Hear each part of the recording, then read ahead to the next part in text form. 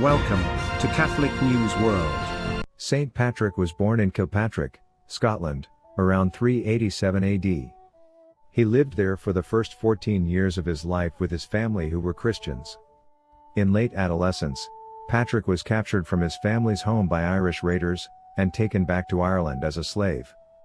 There, he would spend the next 6 years in captivity, learning Celtic customs and language, and spending significant periods of time alone, tending sheep in the fields.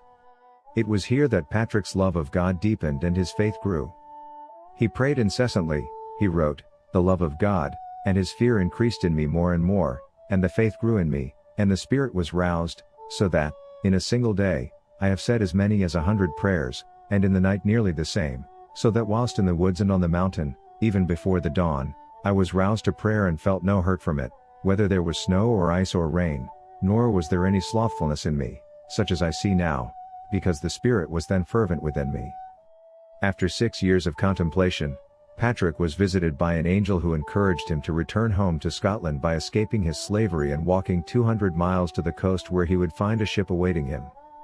Patrick did as instructed, finding the crew of S ship willing to take him to Scotland, and returned home to his grateful family. After a few years, Patrick experienced a second call from God, this time in the form of a visitor from Ireland. In his Confessions, he wrote, "I saw a man coming, as it were from Ireland. His name was Victoricus, and he carried many letters, and he gave me one of them. I read the heading, 'The Voice of the Irish.' As I began the letter, I imagined in that moment that I heard the voice of those very people who were near the wood of Focla, which is beside the Western Sea, and they cried out, as with one voice, 'We appeal to you, Holy Servant Boy, to come and walk among us.'" Patrick felt called to return to Ireland, but wished to be ordained prior to his departure. He undertook rigorous religious study, lasting approximately 14 years, during which time he was first ordained a priest, and later a bishop. Only upon becoming bishop did Patrick feel prepared to return to Ireland. While some legends suggest that Saint Patrick introduced Christianity to Ireland, it is far more likely that some small Christian communities existed before his second arrival. His dual mission was that of ministering to the existing Christian communities and converting others to the faith. Saint Patrick had great success on both accounts, drawing from his familiarity of Celtic and Druid religious beliefs and language. He introduced natural elements into his teaching, including placing the sun on the Celtic cross as symbolization of the Godhead, illustrating the resurrection of Christ through the use of bonfires, symbols familiar to the Druids, and most famously, explaining the Holy Trinity through comparison to the shamrock. Many were converted by his works, and monasteries and convents established, although their formal structure and organization would not be complete until centuries after his death. During his ministry in Ireland, Saint Patrick lived a poor and austere life, accepting only what he needed to live. He was repeatedly arrested and imprisoned, threatened and attacked by chieftains of warring tribes, and suffered great peril. Throughout all struggles, he remained fearless, looking to the Lord for guidance and comfort, and demonstrating great love, humility, and charity towards all he encountered. Numerous miracles and intercessions are reported in his name.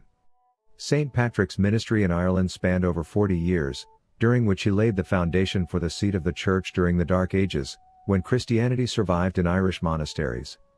He died in Saul, Ireland, where he is believed to be buried. Saint Patrick died around 461 AD.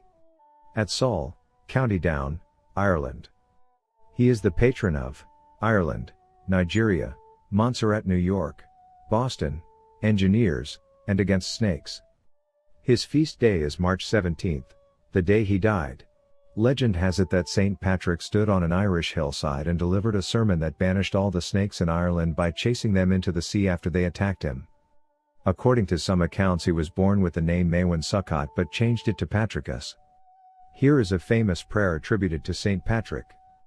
"Christ with me, Christ before me, Christ behind me, Christ within me, Christ beneath me, Christ above me, Christ at my right, Christ at my left. Christ in the fort, Christ in the chariot seat, Christ in the deck of ships, Christ in the heart of everyone who thinks of me, Christ in the mouth of everyone who speaks to me, Christ in every eye that sees me, Christ in every ear that hears me. I bind to myself today the strong virtue of an invocation of the Trinity, I believe the Trinity and the Unity, the Creator of the universe. Please subscribe to Catholic News World's YouTube channel. Thanks and God bless.